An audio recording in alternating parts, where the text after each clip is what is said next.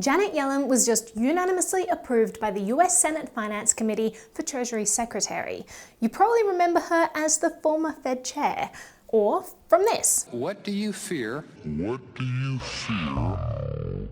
Earlier this week, she said that cryptocurrencies are a particular concern when it comes to criminal activity and terrorist financing. I think many cryptocurrencies are used, at least in a transaction sense, mainly for illicit financing. And I think we really need to examine ways in which we can curtail their use and make sure that anti-money laundering doesn't occur through those channels. The old crypto is used by terrorists claim. Forbes contributor Hailey Lennon noted in a recent article that the data just doesn't back up this claim.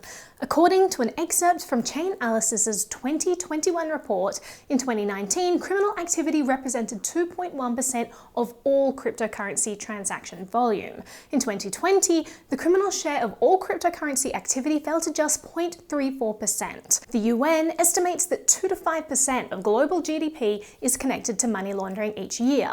This means that criminal activity using cryptocurrency transactions is much smaller than fiat, and its use is going down year by year. Even privacy coins, despite the war being waged against them by government regulators because they're apparently so dangerous, they don't seem too attractive for money laundering either. According to a study by the Rand Corporation last year, despite the perceived attractiveness of cryptocurrencies for money laundering purposes, an estimated 99% of cryptocurrency transactions are performed through centralized exchanges, which can be subject to AML and CFT regulations, similar to traditional banks or exchanges. Zcash is a cryptocurrency that uses zero-knowledge proofs to provide enhanced privacy for its users. However, there's little evidence that this is exploited by malicious actors.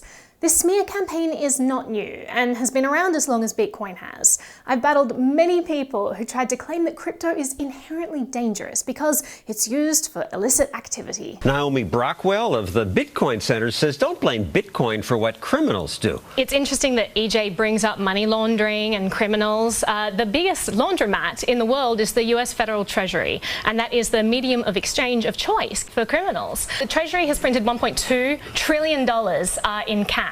And most of that is in $100 bills. And I don't understand why he's going up after the mum and pop laundromat down the street, Bitcoin, which is just a fraction of that amount. The reality is, cash is king when it comes to money laundering. It was true then, and things haven't changed. According to a 2020 SWIFT report, cases of laundering through cryptocurrencies remain relatively small compared to the volumes of cash laundered through traditional methods. And it's not just physical cash. Millions of dollars connected to illicit activity are laundered through major banks in the US every year. Bitcoin is a drop in the bucket. Yellen isn't the only one beating the crypto is used by criminals drum. Last week, the president of the European Central Bank, Christine Lagarde, said, "It's a highly speculative asset, which has conducted some funny business and totally reprehensible money laundering activity. Global cooperation, multilateral action is absolutely needed." As speculative markets shine and bubble, mainstream press and politicians will continue to try to undermine Bitcoin, privacy coins, and other cryptocurrencies by tying them to criminal activity. But criminals clearly already have a currency of choice, and it's not crypto. Before you go, hit the like button and subscribe to the channel. Thanks so much for your support, and do this.